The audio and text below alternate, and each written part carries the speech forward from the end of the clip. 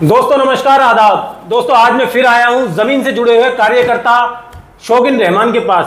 हालांकि आज फिर इन्होंने एक मुद्दा उठाया है। क्या वो मुद्दा है आपको दिखाते हैं। शौकीन रहमान, आपने एक लाइव वीडियो के माध्यम से एक मुद्दा उठाया है, बिजली के जो बिल बढ़े हुए आए हैं उनको लेकर। तो क्या कहना चाहेंगे, क्या मुद्दा है और बिल क्यों बढ़कर आ रहे हैं?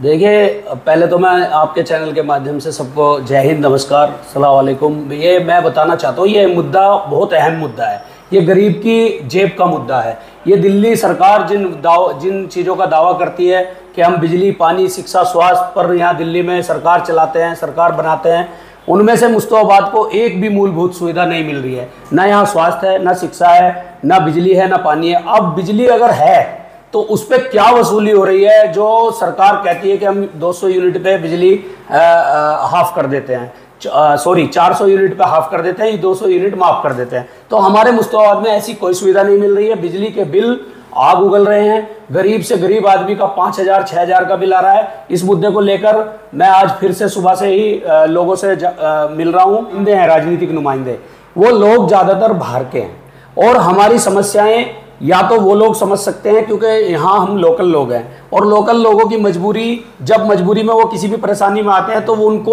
बाहर का आदमी नहीं मिलता, चाहे वो विधायक हो, चाहे वो पार्षद हो, चाहे वो कोई भी किसी भी तरीके का और नेता हो। उनको सीधे सीधे हमारे नंबर याद रहते हैं और हमारे पास वो आते हैं।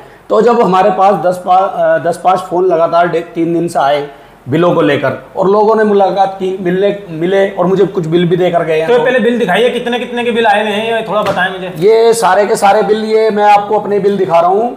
ये मैं सुबह वीडियो में भी दिखा चुका हूँ। ये 3 महीने का 36,400-500 रुपये के बिल है। पहले मेरे पास ये 2 बिल आए जिसमें 12,530 और 14,450। जिस फ्लोर में आप बैठे हो, पिछले इसके 2 बिल हैं 12,530 और जो ऊपर का फ्लोर है इसमें है 14,450। इसमें जब मैं कल दोनों को लेकर इन्हें गया बिजली दफ्तर तो मुझे बताया गया कि आपके 12,000 वाले बिल में आप पे 6,500 रुपये आपकी रीडिंग के हिसाब से बिजली फूकी है और तकरीबन 5500-5800 रुपये आप पे टैक्स लगाए गए। मैंने कहा आप अपने एमएलए से जाकर मिलिए। एमएलए के पास जितने भी लोग साथ में जिससे बिल लेकर जा रहे हैं, मैंने भी भेजे कई लोग, तो एमएलए साहब और उनके पीए, उनके दामाद उनको कह के भगा देते हैं कि हमारे हाथ में बिजली कंपनी नहीं है, बिजली वाले हमारी नहीं सुनते हैं। तो विधायक, तो आप समझ चुके होंगे कि विधायक की सिर्फ बाग वाला सुनता है।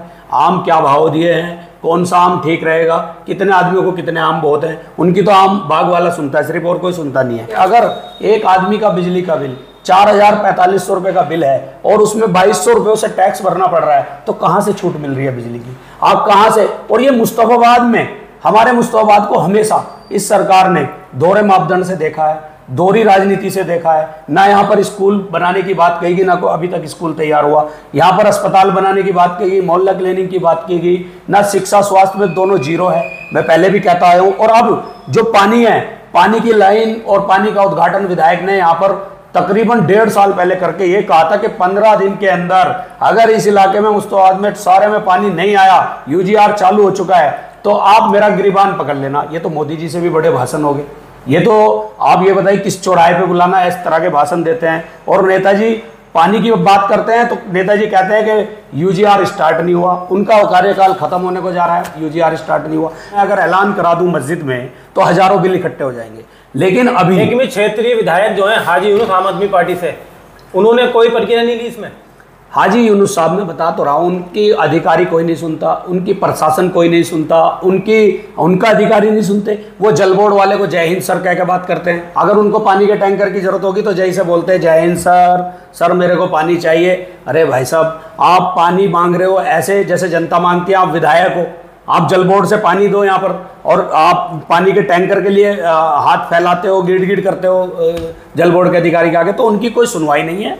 उनकी सिर्फ 2-4 लोग सुनते हैं, वो है बाग वाले, स्विमिंग पूल वाले, और जो ये अवैध वसूली करने वाले लोग, समरसेबल पर जो लोग उनके अधिकारी आते हैं ऊपर से, वो लोग जो जब से आम आदमी पार्टी की सरकार बनी है दिल्ली में, तो समरसेबल पर 1 लाख रुपया हो गया है। वो अवैध वसूली करने के लिए विधायक के संरक्षण में यहाँ पर काम चल रहा है। और जितनी भी अवैध वसूली हो रही है, हाजी जी सोच रहे हैं 3-4 महीने बचे हैं, जितना समेटना समेट लूँ। वैसे भी उनके सर पर उनके दूसरे नेता आकर खड़े हो गए। मुस्तफाबाद में कभी भी विकास नहीं हुआ, चाहे आम आदमी पार्टी के नेता रहे हों, चाहे कांग्रेस के रहे हों। ब्रजपुरी से जब एंट्री करेंगे ऐसा लगेगा आप जहन्नुम में आ गए। सड़कें टूटी हुई हैं, गलियां टूटी हुई हैं, लोग यहाँ अंदर आने में काफी परेशानी का सामना करते हैं। बिल्कुल, मैं कह रहा हूँ जो दिल्ली विधानसभाएं हैं और दिल्ली में उन सबसे अलग मुस्तफाबाद को छोड़ रखा है, अनाथ बना रखा है यहाँ के नेताओं ने। तो आपको खड़ा होना पड़ेगा, एक अकेला शौकीन रहमान भी कुछ नहीं कर सकता। अच्छा, एमसीडी चुनाव में आपने काफी मेहनत करी थी, कांग्रेस के लिए की थी? बिल्कुल, कांग्रेस के लिए करिए। आप चाहते थे कांग्रेस के पार्षद यहाँ से जीते हैं? बिल्कुल चाहते थे, कांग्रेस के पास से जिताया। लेकिन यहाँ से जीतने के बाद आपके कुछ नेता जो आम आदमी पार्टी में शामिल हो गए थे, इस बारे में आप क्या कहना चाहेंगे? देखिए, वो पुरानी बात है और वो जनता नहीं भूली अभी तक। जनता आपके लिए पुरानी बात है। मेरी बात सुनिए, जनता का दिल दुखा था क्योंकि उन्होंने वोट दिया था कांग्रेस को, आम आदमी पार्टी को वोट नहीं दिया था उन्होंने। जनता इस चीज को भली भांति जानती है। जनता हमेशा बड़ी है और जनता लोकतंत्र में मालिक है। अगर जनता को अच्छा लगेगा उनका डिसीजन वापस आना, तो वो लोग जीत के आएंगे। अगर जनता को अभी भी बुरा लग रहा होगा तो वो जनता के ऊपर है किसको क्या सजा देनी है, ये मेरा अपना अधिकार नहीं है। अच्छा, मौजूदा विधायक आम आदमी पार्टी से हैं और आदिल अहमद खान ने भी अपना ऑफिस खोल दिया, हालांकि 6 महीने हैं विधानसभा चुनाव में, तो क्या अब हाजी यूनुस के बाद आदिल अहमद यहाँ से चुनाव लड़ेंगे?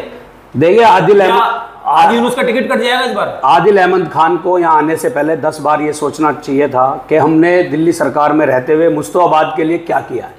मुस्तफाबाद के लिए आदिल अहमद खान ने कुछ किया हो, क्योंकि वो रात दिन केजरीवाल जी के बगल में घूमते हैं, गोपाल राय जी के बहुत खास हैं, आज़ादपुर मंडी के चेयरमैन हैं और राष्ट्रीय प्रवक्ता भी आम आदमी पार्टी के। उन्हें चुनाव लड़ने से पहले, आने से पहले एक बार ये सोचना चाहिए था कि मुस्तफाबाद में मैं स्कूल बनवा दूं, मैं मुस्तफाबाद में रोड चौड़ा करा दूं। तो ये तो लड़ाई मेरी भी है। अच्छा, 4.5 साल का कार्यकाल रहा है विधायक हाजी यूनुस का, कैसा रहा है, क्या काम करा है उन्होंने? कुछ मोटे मोटे काम बताएं आप मुझे। मोटे मोटे काम हाजी यूनुस जी के मोटे मोटे काम है दंगों में टांड पे चढ़ जाना। दिल्ली दंगों में जब दंगा हुआ तो उनके यहाँ मचान पे, एक मचान है कमरे में, तो हाजी यूनुस जी टांड पे चढ़ गए। सबसे मोटा काम तो यही है। जब कोरोना में लोगों की मदद की जरूरत थी, अस्पताल के चेयरमैन बने जीटीबी के, एक आदमी को भर्ती नहीं करा पाए किसी को, उससे मोटा काम ये है। और जो सबसे मोटा काम है उनका है हाजी यूनुस का, जो अभी आपने देखा होगा स्विमिंग पूल में लोगों को आम चुसाना, सबसे मोटा मोटा काम ये है उनका।